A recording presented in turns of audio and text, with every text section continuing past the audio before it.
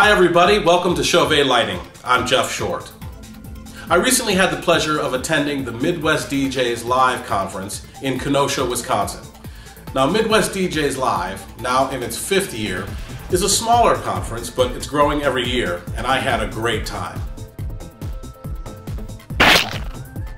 Now everyone knows that continuing your entertainment education in as many ways and as often as you can is a great idea. And being at Midwest DJs Live is a great idea for any DJ. I learned a lot. I had a great time networking with and learning from all the other DJs there. Not to mention having a great time with everybody too. You know, working here at Chauvet, I'm always interested in how entertainers are using lighting.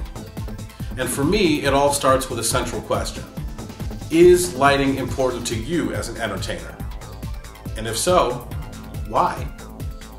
I was glad to get the chance to ask some of the DJs at Midwest DJs Live that very question. Here's a look. Light. It's a part of our everyday lives. And as DJs, it's a more and more important part of what we do, almost as much as the music itself. We flip a switch and the light comes on. We take it for granted, really, that we'll be kept out of the dark. And when you think of lights by themselves in red, green, blue, amber, or white, they don't seem like much really, but put them together and something magical happens. And we try to harness that magic for our dance floors too. So as I was on the plane flying to Midwest DJs Live, this was a question I thought about a lot. Why is lighting so important to DJs? But first, I wanted to find out a little bit about the background of Midwest DJs Live.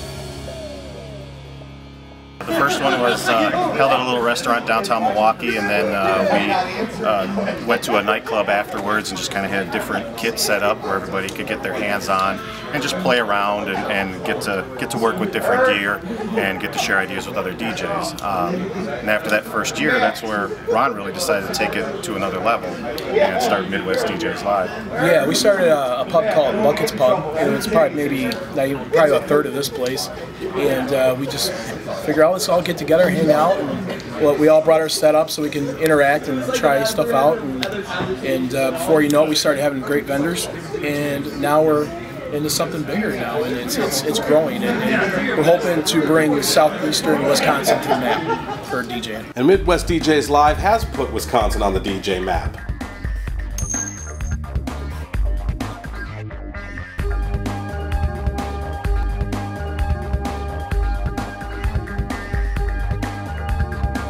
I've been at shows where I wasn't the DJ, I was invited as a guest. And this only happened to me once, where the DJ didn't bring any lights, zero. You danced in the dark, basically. They had, the hall had some Christmas lights hanging down, and that was really about it. It was definitely, I don't want to say it was bad, but it was the weirdest thing, the most interesting event that I've ever been at. It was, there was something missing. If I walked into a wedding and I would immediately look for the DJ, and if he didn't have any lights up, I'd say, where's his light show? You lose that effect if you don't have lights. Any kind of lights. If you have a wash light, if you have effect lighting, you lose the party vibe. You know, you go to it's like going to a club. If you were to go to a club and they have no lights, what do you got? Bass and treble, and that's it. I think as I've gone through the years and grown as a DJ and understood more than these are cool toys, and then really understood that, well, they're tools for a purpose too.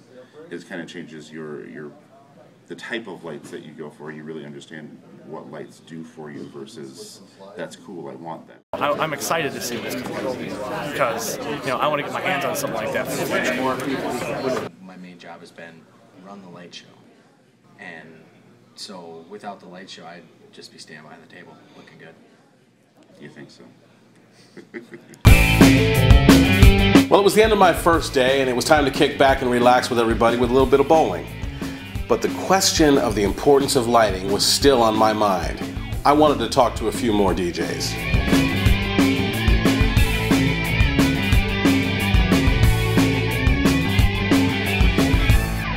Lighting will set the mood for the evening.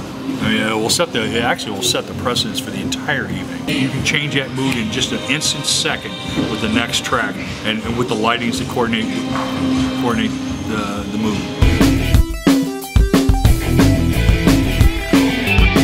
You know, people want to see each other, but they don't want the lights so bright that, you know, the room light's so bright that, you know, they feel awkward and that sort of thing. So the lights kind of give you that atmosphere. And as you step up that music, you're actually setting them up for the dancing.